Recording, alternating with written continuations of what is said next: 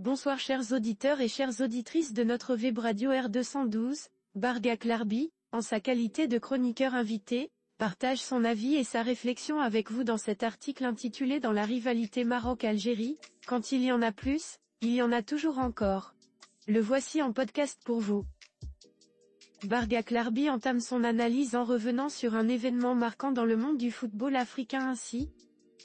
Il y a quelques mois, la Renaissance sportive de Berkane a conçu un maillot pour les compétitions africaines arborant la carte du Maroc comme symbole de son identité. Elle a déposé, comme le stipulent les règlements, le maillot pour validation auprès de la commission ad hoc de la CAF qui n'a émis aucune remarque, permettant ainsi l'utilisation du maillot sur tous les stades du continent. Personne n'y a trouvé à redire, y compris la fédération algérienne. Cette dernière n'a d'ailleurs émis aucune contestation lorsque Berkane a participé au premier match de la CAF avec le maillot validé et aucune opposition n'a été formulée. Plus tard, lorsque le tirage au sort a mis aux prises l'équipe de l'USMA, représentant algérien à la Renaissance de Berkane. L'auteur souligne ensuite un revirement inattendu des autorités algériennes à quelques jours seulement du match à Alger de la manière suivante. Ce n'est qu'à quelques jours du match à Alger que les autorités locales vont réagir, probablement alertées par la large diffusion du maillot sur les réseaux sociaux. La réaction du pouvoir d'Alger a été brutale et des instructions ont été données pour bloquer les maillots à l'entrée du territoire algérien. On connaît la suite. La CAF, saisie par la fédération algérienne, a sommé cette dernière d'accepter que Berkane joue avec le maillot qu'elle a auparavant autorisé. Une sommation confirmée en urgence par le TAS, ultime voie de recours des litiges sportifs. Rien n'y fait, le match d'Alger n'a pas eu lieu, les autorités algériennes ayant refusé de lever la confiscation des maillots de Berkane, provoquant une colère sourde du public algérois désireux d'en découdre sportivement. Au match retour, l'USMA, toujours victime du pouvoir politique, sera contrainte de déclarer forfait. Le club ayant refusé d'affronter Berkane à cause encore une fois du maillot pourtant validé. La CAF a logiquement considéré le match gagné par Berkane sur les scores de 3-0 pour chaque match. Elle devait par la suite, c'est encore le règlement, réunir son comité de discipline pour décider des sanctions à appliquer à l'encontre de l'USMA et de la fédération algérienne.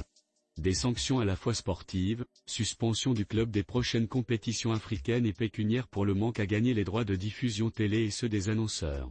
Ce comité va finalement reporter sa décision, suite à des pressions politiques, si l'on en croit les déclarations de l'ensemble des commentateurs des plateaux médiatiques officiels algériens d'une part, et si l'on se réfère aux derniers remerciements des dirigeants de l'USMA aux autorités officielles algériennes.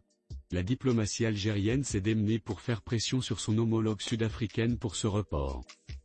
C'est d'ailleurs assez croustillant de constater que l'Algérie politique s'engage dans une affaire sportive, pour faire condamner l'intrusion de la politique dans le sport. Bargak Larbi analyse ensuite les objectifs sous-jacents de l'USMA et de sa fédération dans ce bras de fer juridique de cette manière.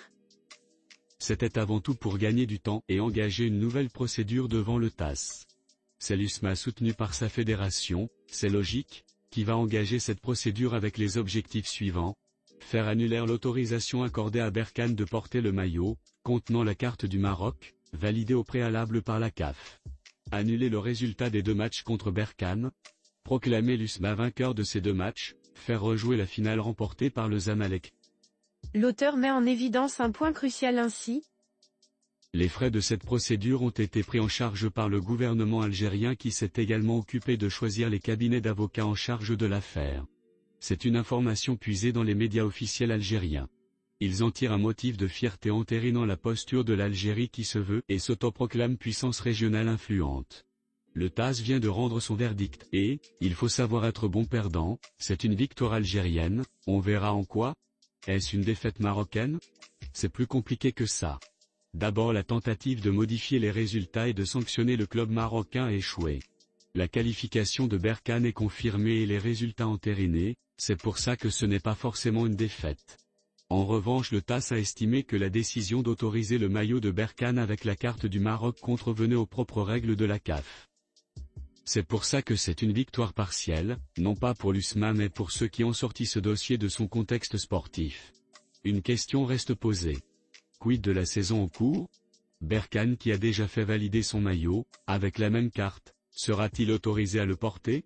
C'est une vraie question. Le TAS a certes décrété que l'autorisation de la CAF du maillot floqué de la carte du Maroc contrevenait aux règles de la CAF, mais ne s'est pas prononcé sur les autorisations en cours, de même la qualification de Berkane en finale n'a pas été remise en cause.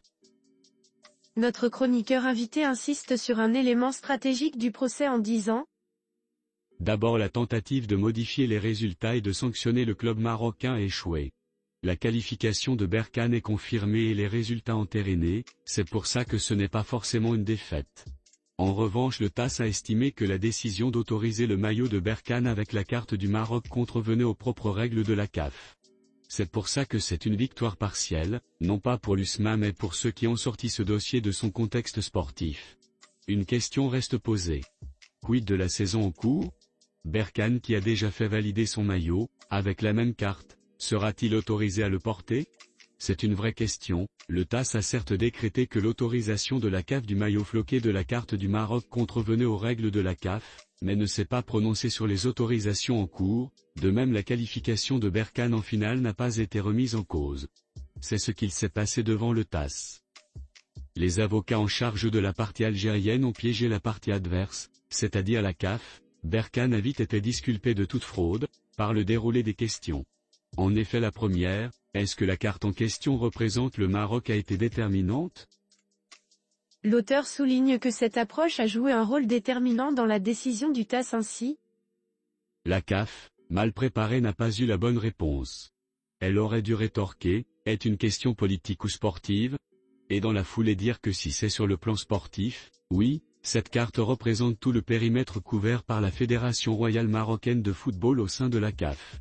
Et de rajouter que les cartes politiques ne correspondent pas toujours aux cartes sportives.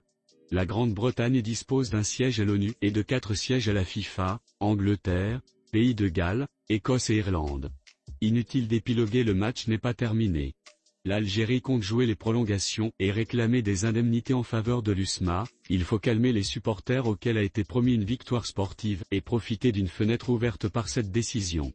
Une prolongation qui aura un protagoniste, si Berkane décide de jouer avec son maillot lors de son prochain match face aux représentants de l'Afrique du Sud et, en cas de qualification au prochain tour face à un club algérien.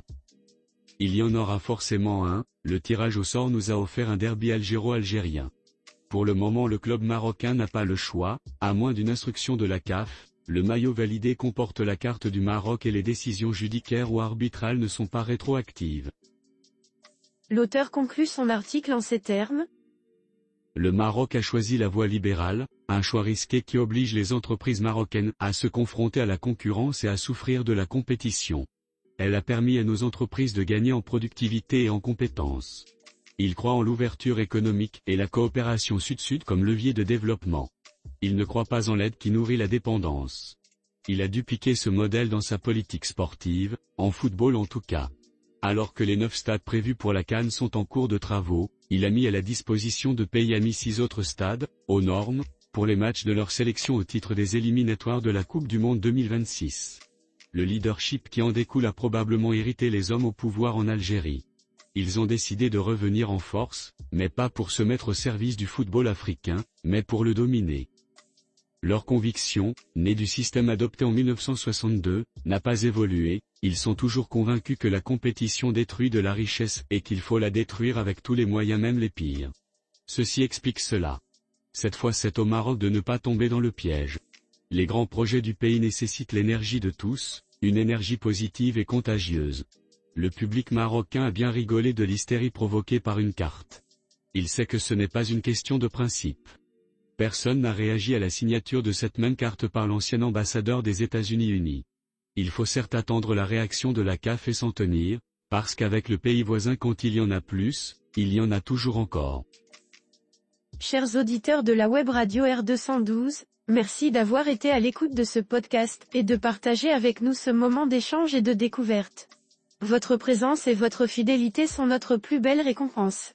On se dit à très bientôt, si vous le voulez bien. Avec toute notre gratitude, l'équipe de R212.